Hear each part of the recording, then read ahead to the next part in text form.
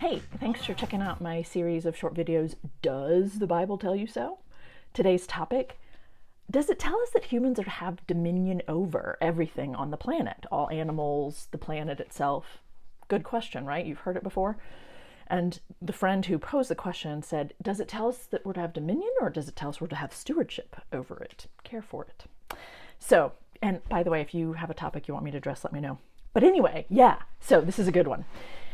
And I gotta be honest, this one does not make me happy to have to be honest about, right? It actually says, let's jump to the point, it actually says have dominion over, in that rule over it kind of a way.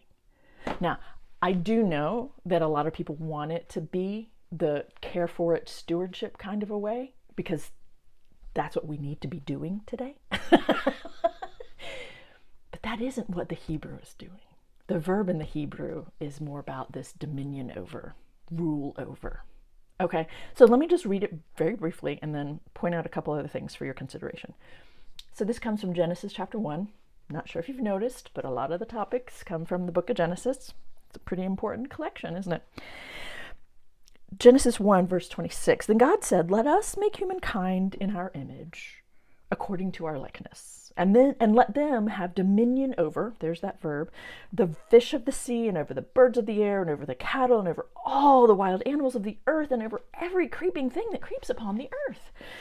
God creates humankind in his image, in the image of God, male and female, he created them, and God blessed them and said to them, be fruitful and multiply, fill the earth and subdue it, and have dominion over the fish of the sea, and over the birds of the air, and over every living thing that moves upon the earth. So what is that Hebrew verb trying to imply? What is it trying to say? And in other contexts, how is this verb used, and what is it trying to say? So that's the thing, folks. The verb here is about dominion. It's about ruling over. Now, you might say, well, but a good ruler will take care. I don't disagree with that. But that's our modern mind wanting to make this okay. I'm recording this about a week after Queen Elizabeth's death, and this is a time where people are reconsidering the role of a monarchy in this day and age, right? Is a monarchy actually a good stewardship? Is it a model of good stewardship over the people that are being ruled over? So maybe that helps put it in perspective. So it actually makes me very sad to have to point out that no, what the story is saying is have dominion over. Rule over it. It's yours to do with as you want. So, this whole conversation is really similar to all these other things. Why, what's going on here? What's going on here for people when they need an idea to be found in the Bible in order to justify believing it today? Or the things that are in the Bible need to be adhered to for all time? I think there's something there to reconsider. I don't know. What do you think?